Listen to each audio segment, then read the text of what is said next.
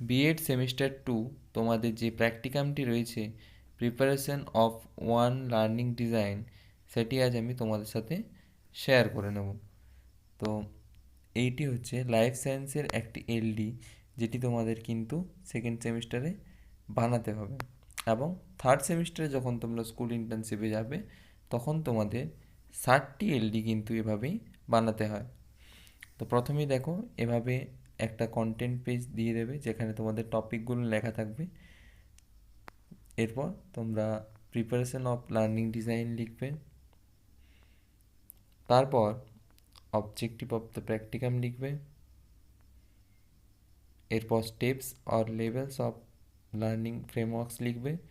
এখানে 7টা স্টেপ থাকে, তো তোমরা ভিডিওটা পজ করে করে লিখে নেবে।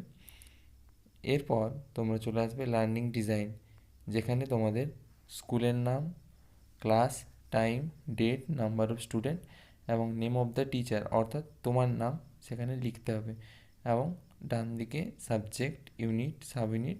দেখো এখানে যেরকম আমি হেরিডিটি যে ইউনিট, সেই ইউনিটের মধ্যে অনেকগুলো সাব ইউনিট থাকে, সেই সাব ইউনিটের মধ্যে আমি কিন্তু শুধু Mendel work in pea plan নিয়েছি, ওই জন্য ওখানে একটা টিক মার্ক করা রয়েছে। এবং নিচে যদি তোমরা লক্ষ্য করো, টুডেজ লেসনের জায়গায় কিন্তু মেন্ডেলের work in pea plant, Mendel's work in pea plant, সেটা কিন্তু আমি মেনশন করেছি। নিচে যদি তোমরা লক্ষ্য করো তাহলে তোমরা দেখবে যে টুডেজ লেসনের জায়গায় আমি লিখেছি মেন্ডেলস ওয়ার্ক ইন পি প্ল্যান।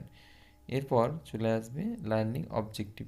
এখানে 6টি জিনিস তোমাদেরকে মাথায়, 6টি ডোমেনের কথা তোমাদের মাথায় রাখতে হয়: remembering, understanding, applying, analysing, evaluating and creating. তো এই বিষয়গুলি থেকে তোমাদেরকে কোশ্চেন করতে হবে, এবং দেখো এখানে কোশ্চেন করে দেওয়া আছে। এভাবে তোমাদেরকে কিন্তু রিমেম্বারিং থেকে 3টে বা 4টে যদি পারো কোশ্চেন করতে হয়, আন্ডারস্ট্যান্ডিং থেকে করতে হয় এভাবে কোশ্চেন, অ্যাপ্লাইং থেকেও এভাবে কোশ্চেন বানাবে, অ্যানালাইজিং থেকেও কোশ্চেন বানাবে, ইভ্যালুয়েটিং থেকে কোশ্চেন বানাবে এবং ক্রিয়েটিং।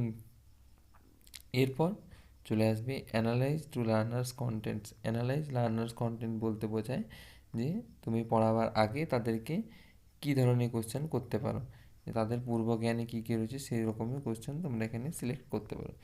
এরপর তোমরা লিখবে preparation and selection of learning AIDS, অর্থাৎ এখানে তোমরা ব্ল্যাকবোর্ড, ডাস্টার, পয়েন্টার, কেউ কেউ যদি সিআই বেসড কিছু করতে চাও অর্থাৎ পিপিটি বা মডেল, সেসব কিছু এখানে লিখতে হবে।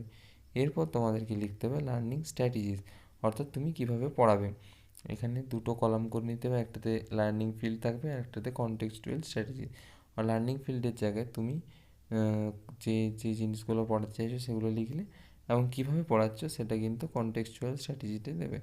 এভাবে যেটা আমি বানানো আছে, এটা হচ্ছে একটা ব্ল্যাকবোর্ড, সেই ব্ল্যাকবোর্ডে আমি কী লিখেছি সেটা কিন্তু এখানে দেওয়া রয়েছে, তো তোমরা ওইভাবে চাইলে লিখে নিতে পারো।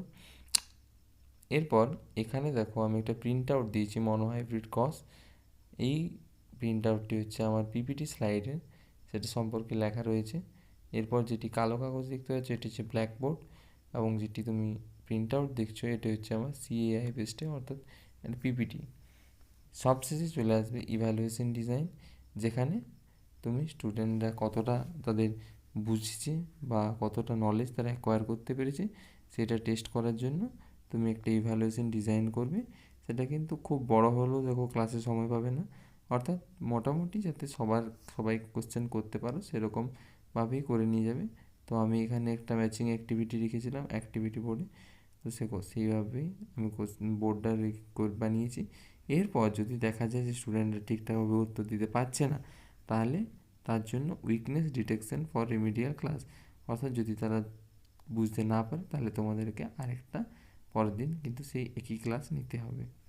তো এই ছিল তোমাদের practicum pedagogy of A school subject part 1 life science.